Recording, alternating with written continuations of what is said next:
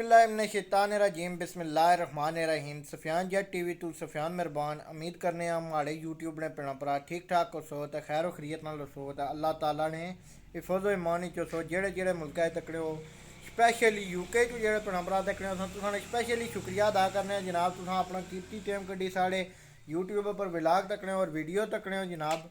असां तुसें शुक्रिया अदा करने स्पैशली जनाब साढ़े यूके चू जनाब तक्की दे न बेशुमार बंदे अस उन्हें सारे ने शुक्रिया अदा करना और जेह्ड़े जेह्ड़े मुल्क तक ने तो अज साढ़े नाल मौजूद न जनाब चाचा असलम ते साढ़े चाचू लगने जनाब। ते वैसे प्यार नाल इन्नी दुनिया उस्ताद असलम ने नां नाल जानी है उस्ताद उस्ताद आखने जनाब।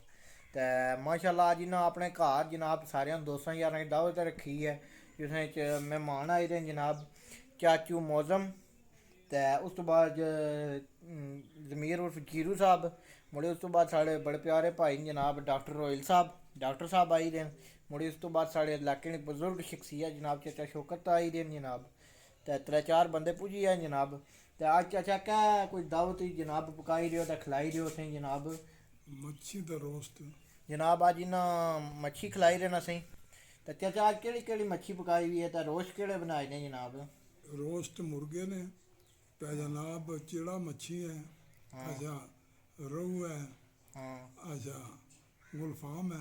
अच्छा त्रै चार किस्म दी मच्छियां मंगला डैम ने मंगला डैम माशाल्लाह जी। मैं आना के माहौल बनी ओड़ा फुल देसी माहौल हो सी यकीन करो मंगला डैम दी मच्छी इतनी टेस्टी है कोई हिसाब ही नहीं होंदा। अग्गें तो तुसें की पता असां जनाब प्रोग्राम डैम पर रखने रहे बारा उल्लै असां मेज़बान होने सा अज चाचे होरें साढ़ी दावत रखी है जनाब उस्ताद असलम साहब होरों।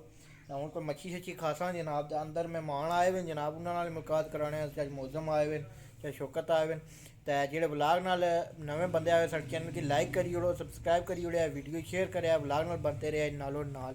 तो बहुत शुक्रिया चाचू साढ़े चाचू माशाल्लाह। अस्सलामु अलैकुम चाचू। वालेकुम सलाम जी। क्या हाल है चाचू मौजम ठीक हो सही है ठीक हो।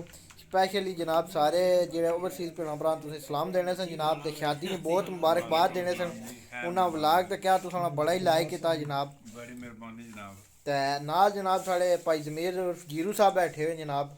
ते नाल साढ़े इलाके दे बजुर्ग शख्सियत जनाब ते ओवरसीज़ भैन भ्रावां ने दिलां दी जान जनाब चाचा शौकी उर्फ शौकत बैठे हुए जनाब साढ़े नाल।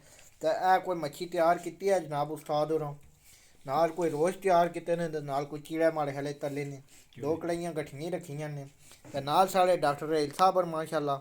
ते मच्छी चेक करी बाने तुसें की है जी बनती है ते अंदर भी दसने हैं जनाब उधर उस्ताद होर लगे हुए तैयार कर रहे पे जनाब। जनाब चिड़े कड्ढी रहे हैं उस्ताद होर उस्ताद असलम होर माशाल्लाह आपू साड़ी खिदमत करी रहे हैं जनाब तको चाचा और बड़े ही अच्छे मसाले लाए ने केड़ा मसाला लाया है चाचा। मसाले बहुत सारे माशाल्लाह जी बहुत मसाले लाए ने तको जी रोह भी पे बिच ते चिड़ा फिश ते ये तो कौन गुलफाम जनाब ये गुलफाम पे जनाब माशाल्लाह। गुलफाम नाल चिकन भी रेडी करने पे जनाब दूई कढ़ाई पर ते ए गुलफाम पे ने जनाब। ते इधर तुसें चिकन चेक कराने मसाले लगे हुए जनाब चेक करो चिकन लेग पीस की मसाले लगे हुए जनाब माशाल्लाह। ते तली रहे उस्ताद होर ते ठिपरे यकीन करो खादे तो बड़ी चस दी है उस्ताद होरों ने खानी ते यकीन करो बड़ी चस दी है तो बड़ा ही स्वाद आया। तो ये तो कौन ये चिड़े तैयार हो गए जनाब माशाल्लाह कड्ढी रहे दूए ट्रे ते बड़ी बेहतरीन बनते हुए जनाब चेक करो माशाल्लाह। और साइज़ भी अच्छा चिड़िया हूँ चेक करी सकने माशाल्लाह माशाल्लाह। हाँ उस्ताद और गुलफाम तले ने जनाब चेक करी सकना माशाल्लाह बड़े प्यारे पीस हैं गुलफाम ने ते बड़ा सोहना गुलफाम तली रहे जनाब मंगला डैम ताज़ा ते चेक करी सकने उस्ताद और माशाल्लाह बड़े सोहने पीस हैं। ते तैयार हो गया गुलफाम जिसलै तैयार होई कट्टन बाहर उल्लै भी तुसें दस्सां जनाब दे खाई गए गुलफाम तैयार हो गया जनाब उस्ताद और कड्ढी रहे दोबारा छोड़िया भन्नी है कोई राम दे गया बड़ी आने डॉक्टरों प्रति है या इन्हों प्रति है जिस प्रति है तरोड़ी हुई है मच्छी जनाब। बारह तैयार तो होगी है जनाब गुलफाम तो हूँ टेस्ट कर सकता तुसें बस की है जी बनती है एंड पर जनाब या इत्थे टेस्ट करी किन्ने थोड़ी जी जनाब माशाल्लाह जी बड़ी बेहतरीन बनती है।